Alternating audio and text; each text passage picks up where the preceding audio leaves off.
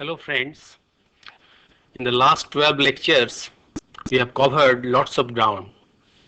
It is now time to look back what we have covered.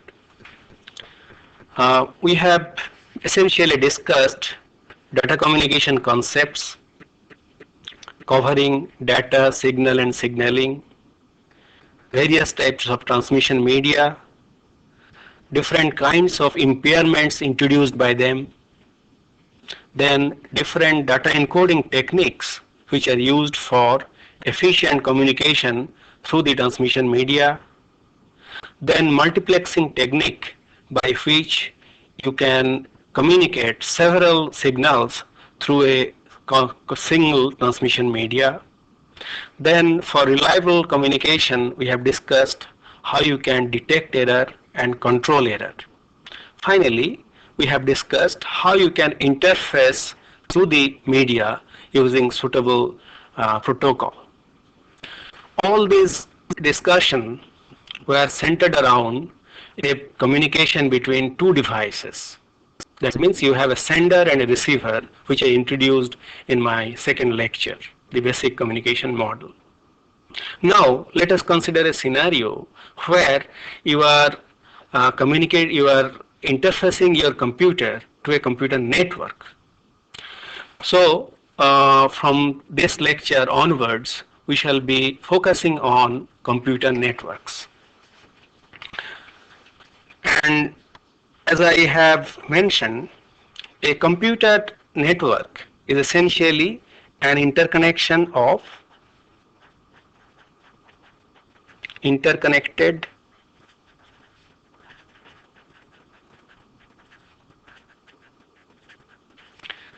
set of computers.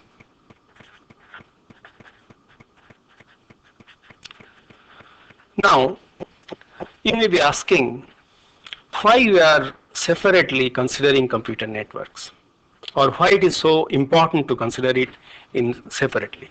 The reason is computers are manufactured by different vendors, and obviously they use their own expertise, technical know-how, and at the same time they are idiosyncrasies.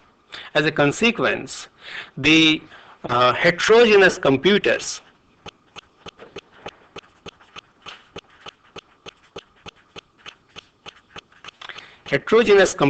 follow different conventions, different techniques for communication. Now, if you want to interconnect them together, you will face difficulty. What is the way out of it? How do you overcome that? That can be overcome by abiding a set of common rules by all the vendors. If that can be done, then the problem can be solved. And by this process, you will be able to achieve universality in interlinking computers, connecting computers within network and between networks. And that is what we shall discuss. And in this particular lecture, I shall give a high-level, broad issues which can be used for the design and implementation, or to understand the design and implementation of local area network and wide area network, which we shall discuss in my subsequent lectures. So first of all, let us concentrate on the topic of today's lecture, that is layered network architecture. First of all, let us try to understand the significance of these three words. What is architecture?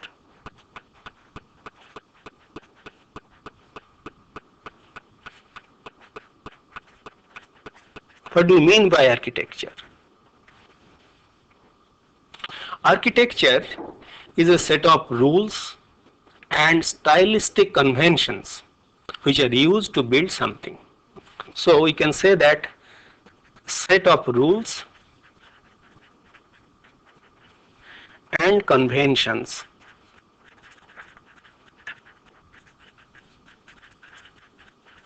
used to build something.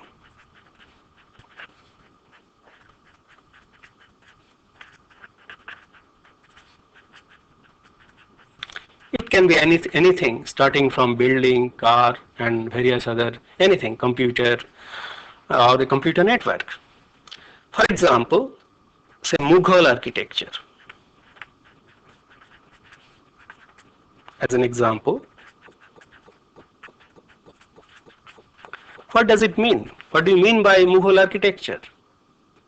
By that we mean that some forms and features, some basic rules and stylistic conventions which are used for making buildings.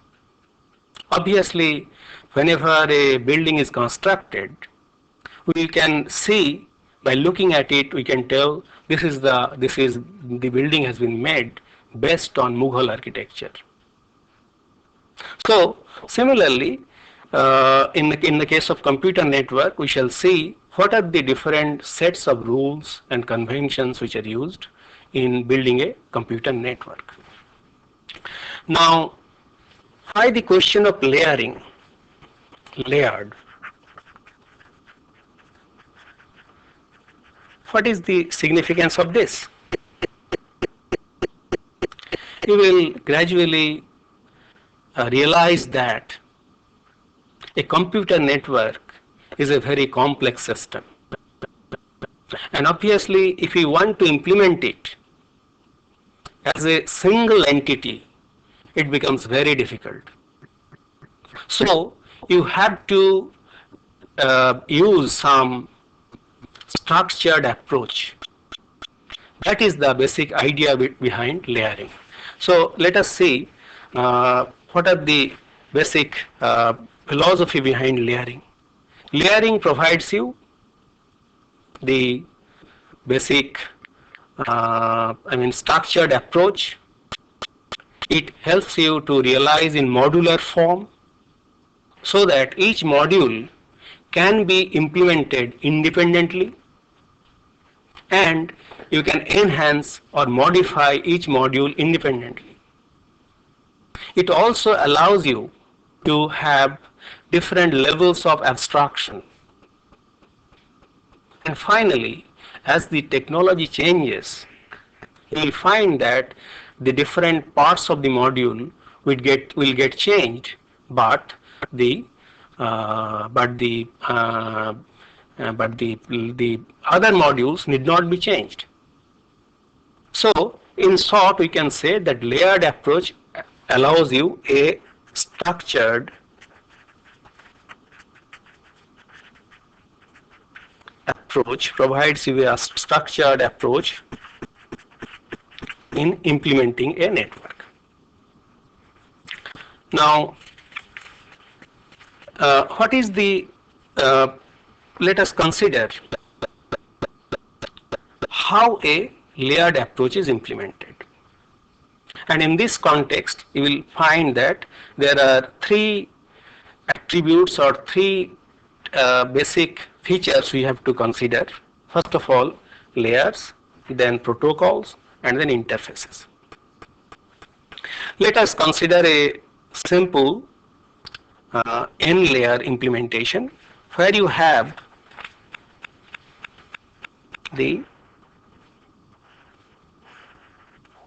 different modules. So a single network has been implemented by several levels or layers, divided into several levels or layers. So this is, let's assume this is layer 1, layer 2, this is layer n. Now this is, say, one side, this is the other side, another system where you have got layer 1, layer 2, layer n. So here we have assumed that it has been a particular network has been implemented using n different layers. Now this the bottom layer is layer 1, layer 2 is implemented on top of layer 2, and there is an interface between layer 1 and layer 2 through which layer 2 utilizes or uses the services provided by layer 1. Similarly, layer 2 implements certain services,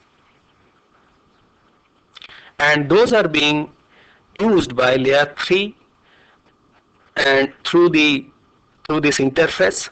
So between each pair of layers, adjacent layers, there is an interface, and through these interfaces the different layers interacts with the adjacent layers. That means layer 1 provides service to layer 2, layer 2 provides service to layer 3, and layer 3 service provide to layer 4. In this way you can go up to layer n. So it is also in this direction in the another system. Now how do they communicate?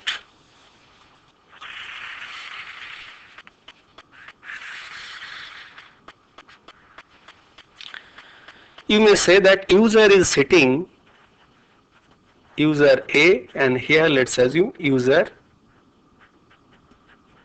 B,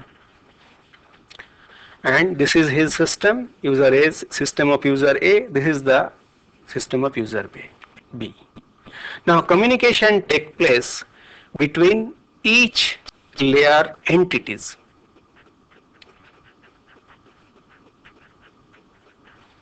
Which are called as layer n protocol. That means the communication takes place between layers in the same level. So layer n communicates with layer n of another side, another user. So you can say the layer n of user A communicates with layer n of user B. Similarly, here layer 2 protocol.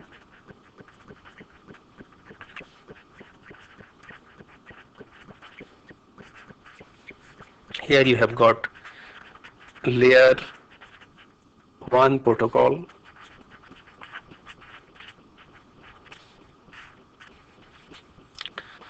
Now you may be asking, how exactly communication take place? The communication take place through the physical media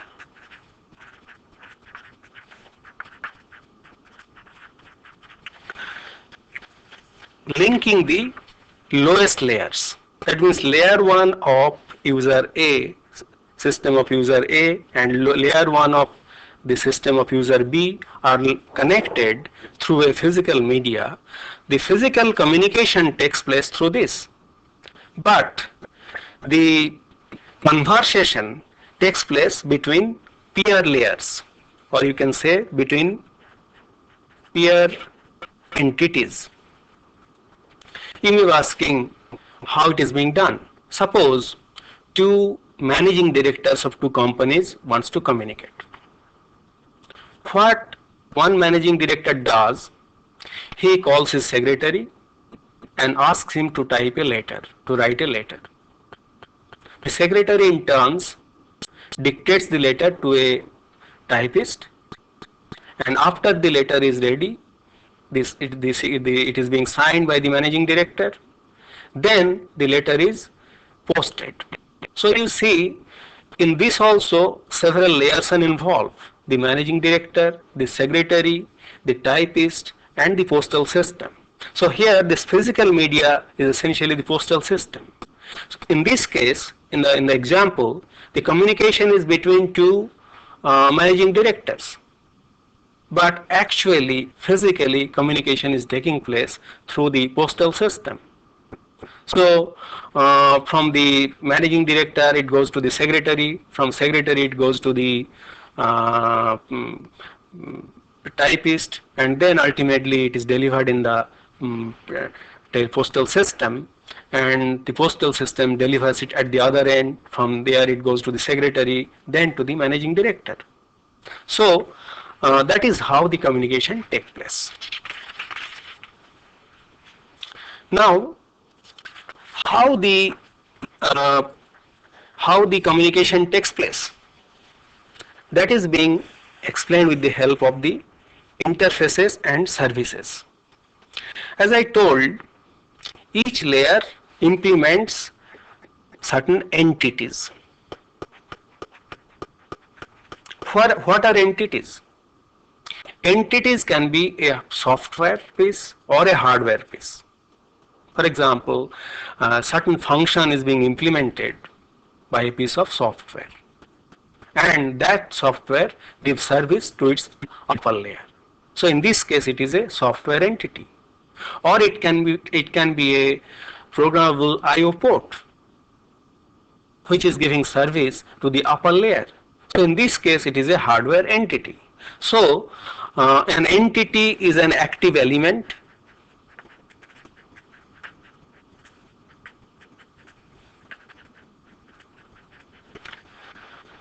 of each layer,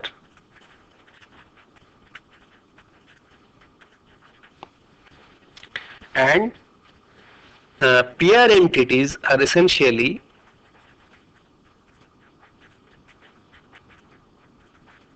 entities of the same layer.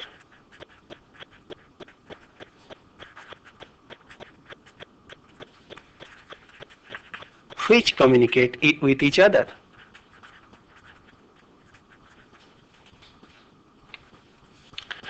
Now, entities of layer I provides service provide service to entities of layer I plus 1.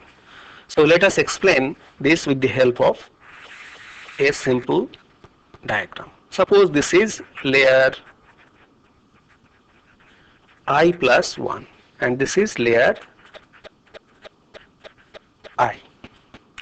In each layer we have various entities, and the entities of layer I are implementing certain services required by layer I plus 1, and the services can be accessed through service access point.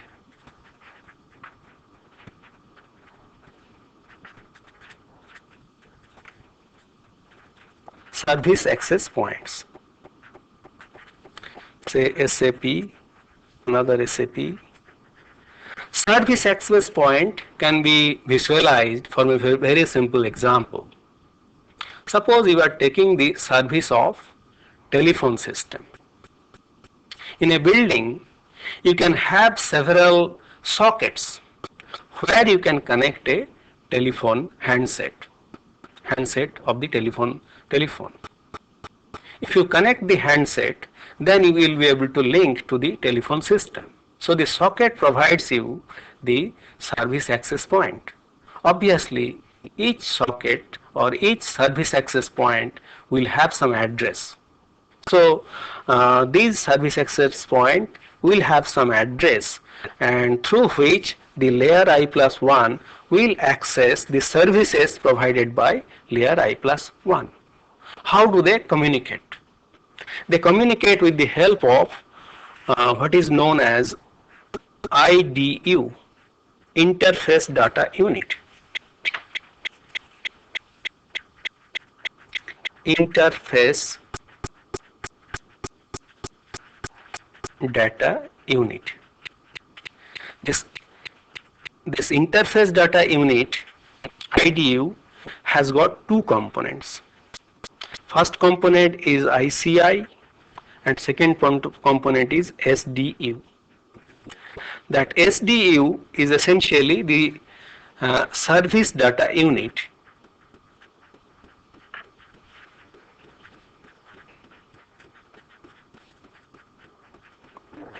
The service data unit is the message which has to be communicated to the peer layer at the other end. So this is the information which will go through the service access points, and of course for that purpose you will require some control information provided inside ICI or interface. It is called interface control information. Interface control information. This is necessary for understanding by layer I plus 1 what to do and how to send it. Then after this is being received by layer I plus 1, it separates out ICI, which need not be communicated because this is a control signal provided by the upper layer. But this SDU, that service data unit, can be broken down if necessary into several blocks. Each will have some header,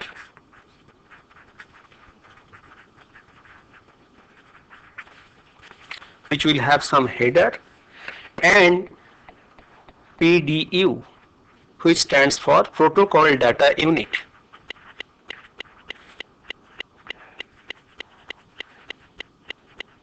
And a single SDU may be broken down into several protocol data units. So this is how the communication is taking place between two adjacent layers through service access points in the form of interface data units, and which goes to the next layer. Then it is broken down into IP header along with a protocol data unit. This goes to the next layer and so on. This is how the information passes from upper layer to the lower layer. Now, what are the different types of services possible? You can have connection oriented service,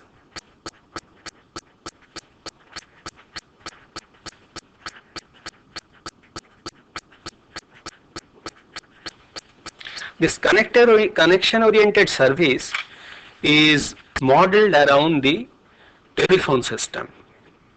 We have seen that in telephone system, first of all you have to establish a link. The telephone line has to be set up. Only then you can send. That means you have to establish a link, convey your message, then you will also delink the link. Stop the link. Now, so it is modeled around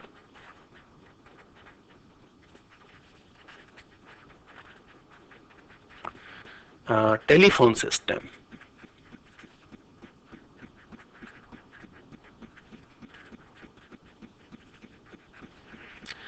Second types of service is known as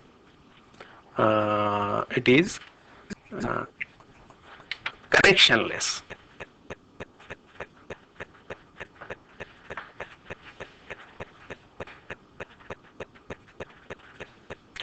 And this is modeled around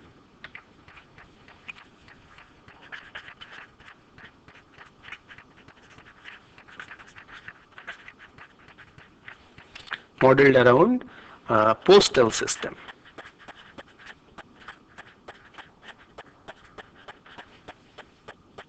In the previous case, in the connection oriented service, we have seen that once the link is set up, as if you have established a pipe, then you can feed whatever you want through the pipe, and that goes to the other end, one after the other in proper sequence or in order. On the other hand, in connectionless service, no such link is established. Each protocol data unit or data unit, you can say, is sent independently, one after the other, as we do in a postal system, and that will require uh, embedding or incorporating the address of the destination part of the message, which was not necessary in connection oriented service. That means you have to, each and every data unit has to be provided with the address of the destination so that it can be delivered at the destination. And later on we shall discuss in more detail, we shall see that basic approach used here is store and forward. That means the data will be stored at several places as it moves, and then it will be forwarded to adjacent nodes. So that is how it is being done. Now, each service is characterized by some quality of service, and quality of service can be of two types. It can be either a confirmed service, confirmed, in which case it is necessary that it is ensured that the data unit is delivered. By suitable mechanism, it is established that data unit is definitely delivered.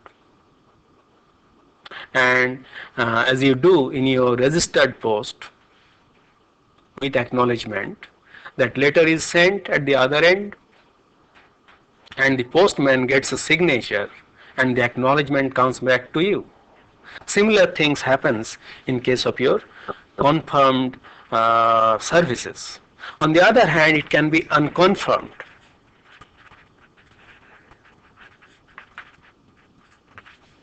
In which the it is the sender sends it, but whether it has been received by the receiver or not cannot be ensured. That means there is no reliability or quality of the service is poor. Now let us see how these services are implemented. Okay, before that, let me give some examples of different types of services. For example, here you have some connection oriented, reliable or confirmed services, reliable message stream, sequence of pages can be sent. That is the example for reliable message stream, and the service is connection oriented.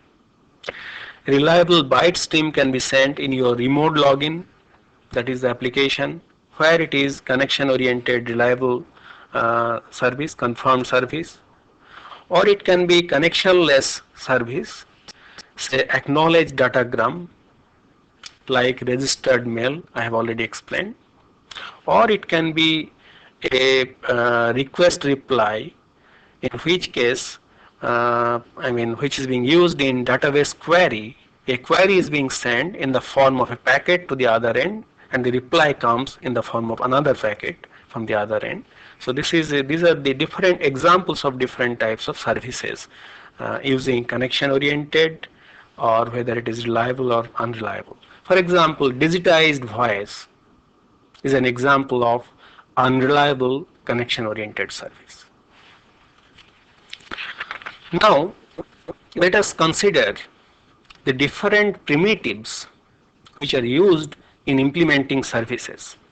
The different primitives are request,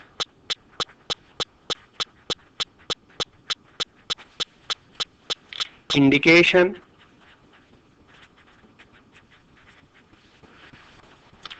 response, and confirm.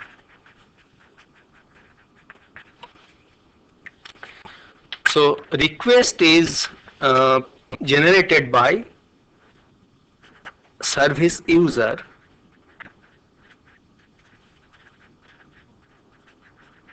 some entity of the service user, And in response to that, service providers generates an indication. So this is done by the service provider.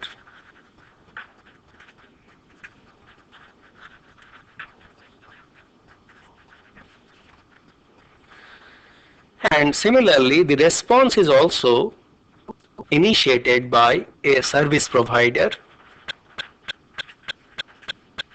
service user, and in response to which it is being confirmed by the it is generated by service provider.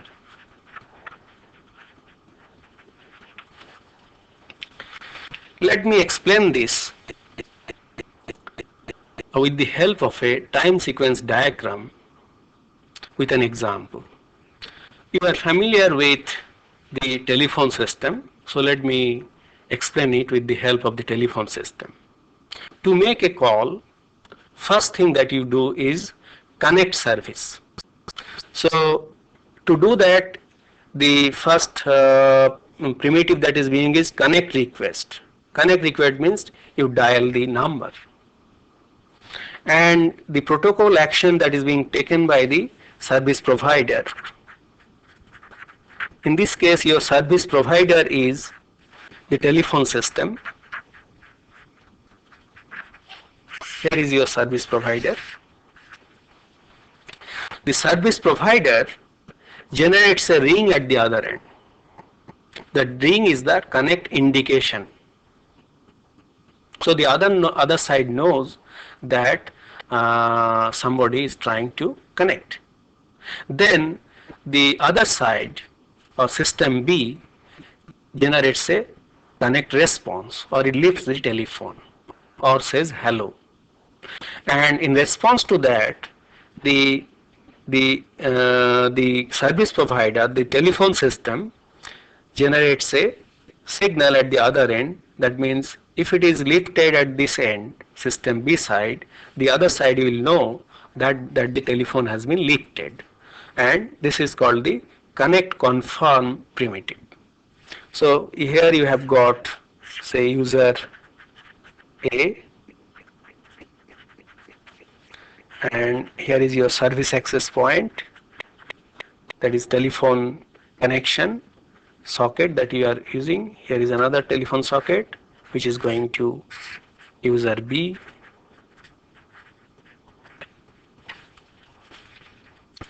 Now after that, you will be sending data.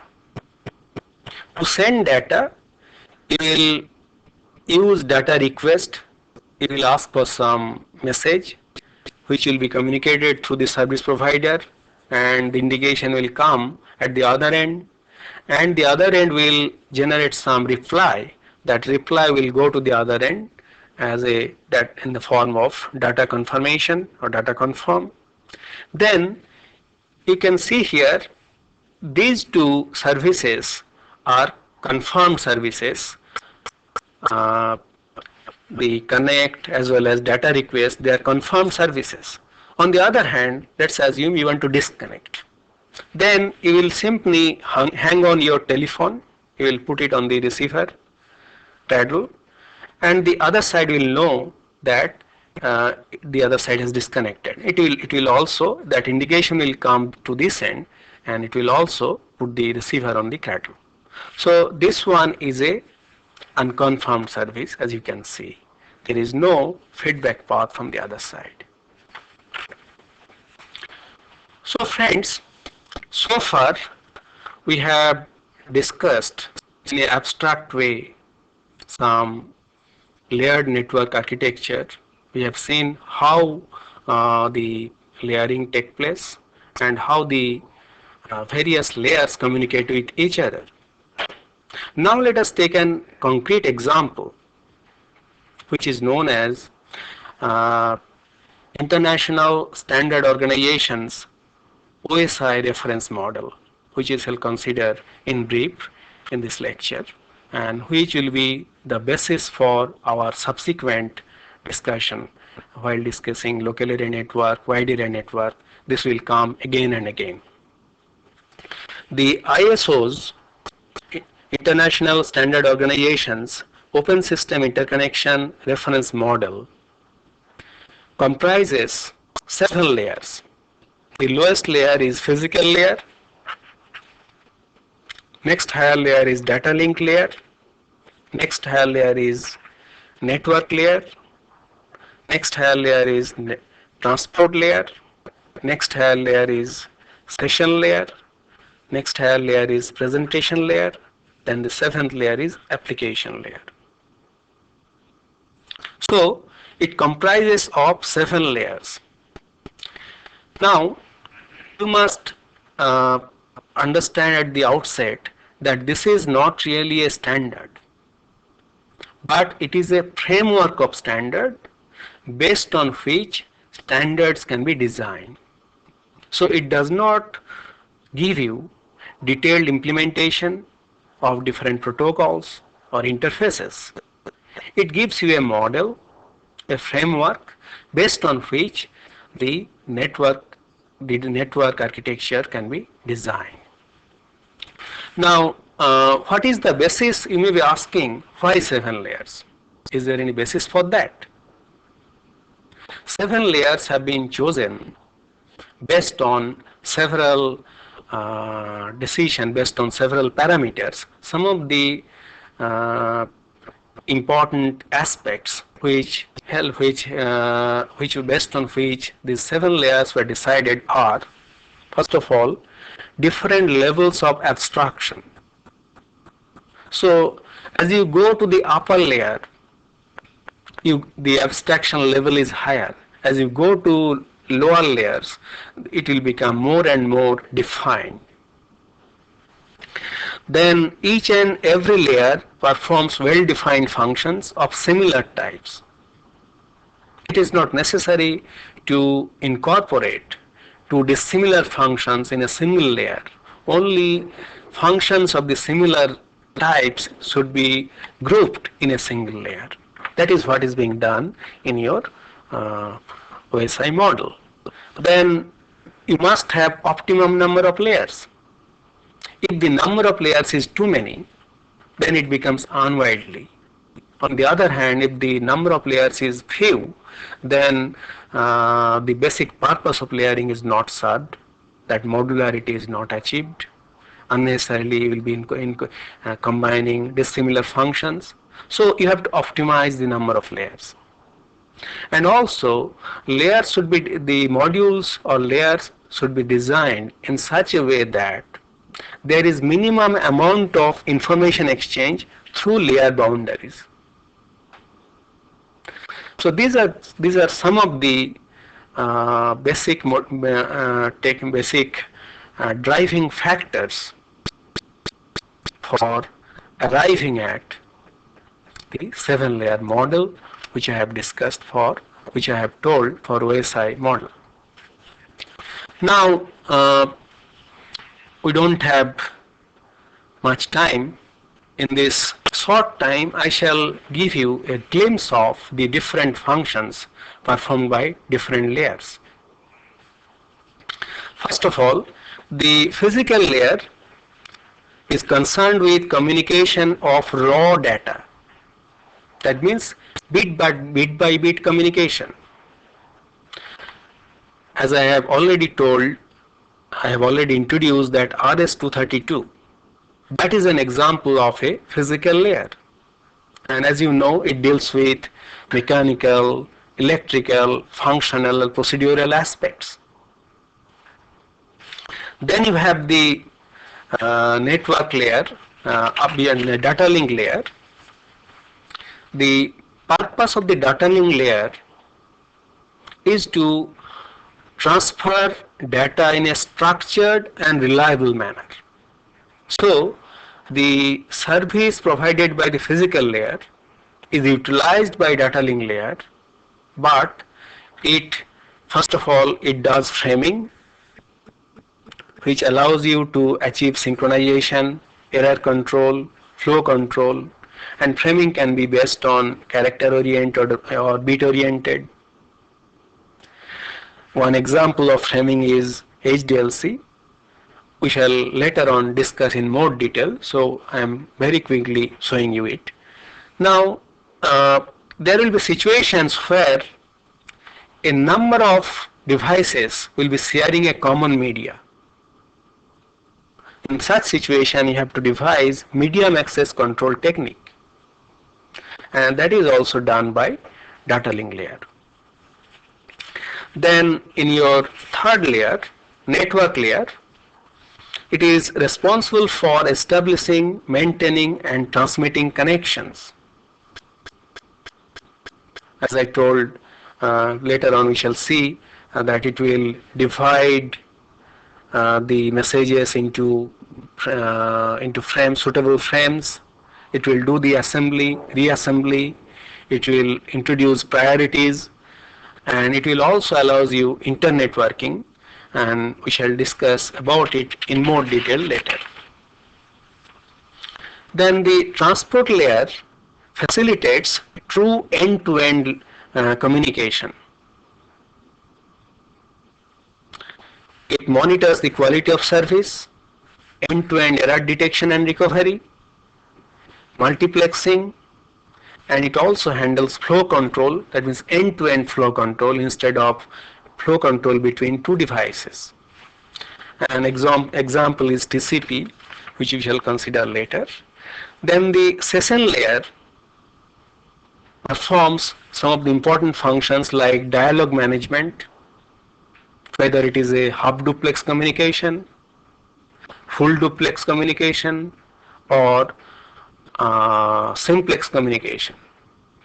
So if it is a half duplex communication, when to start, when to stop, when one station will send, when the other station will send, this dialog management is being done by the session layer. And it also does recovery when you are sending a large block of data and there is interruption in the middle. Then by using suitable checkpointing, you can recover. That means some of the, instead of sending from the beginning, you can send from the last checkpoint, and that is also done with the help of session layer. Then token management is done for accessing some critical resources. The presentation layer, the sixth layer, is concerned with syntax and semantics of information. What are the different types of data, ASCII or EBCDIC. It does data compression, encryption, and so on. Finally, the application layer is concerned with network-based applications, which can be broadly divided into two types: common service application elements, CASE, like login, password checking, or it can be specific application service elements type, or SASE types, like virtual terminal service and protocol, file transfer, access and management, message handling, job transfer and manipulation, directory service, video text, teletext and telefax, electronic mail, and so on. Before I conclude this lecture, let us see how flow of information takes place in a layered network architecture. We use the same 7-layer model of OSI, ISO's OSI reference model, and suppose user A has some data to send. What it does, it gives it to the application layer, and application layer adds one header, application header, and appends it with the data, sends it to the next layer. So it is sent to the presentation layer. Presentation layer treats the entire thing as data and adds the presentation header. Then the session header in a similar way adds another header, SH, in this way it goes on. Transport header is added, then the network header is added by the network layer. So this is how the data moves, information moves, and ultimately when the data link layer comes, the data link layer not only adds one data link header but also a data link trailer, and this entire information is treated as a bit sequence by the physical layer, which is transmitted through a transmission media. So this is the transmission media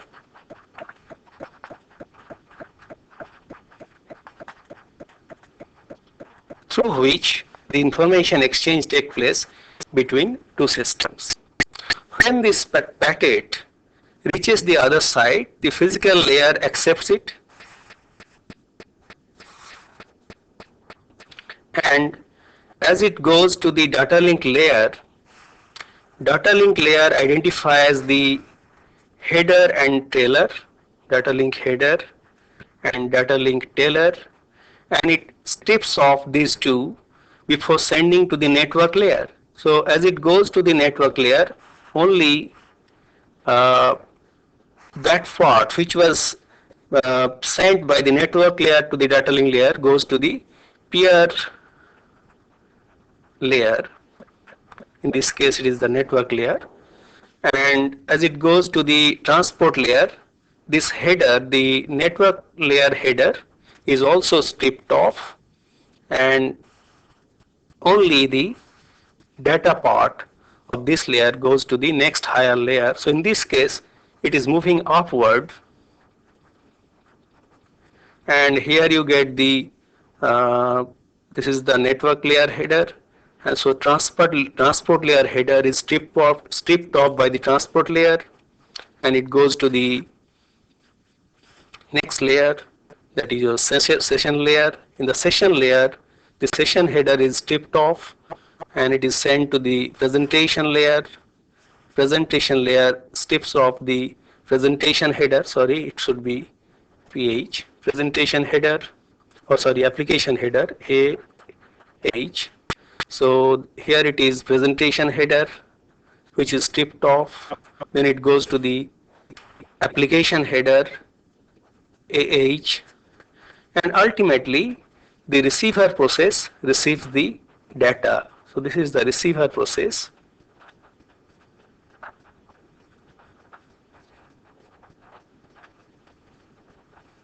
At the other end, for user B, let's assume, receives the data which was sent by the user A through this network layer. So this is how the information flow takes place in a network layer architecture. In this lecture, we have discussed high-level basic issues of layered network architecture with ISO's OSI reference model as an example. This OSI reference model will form the basis of network implementation and design, particularly the wide area networks and local area networks, which we shall be discussing in my subsequent lectures. Thank you.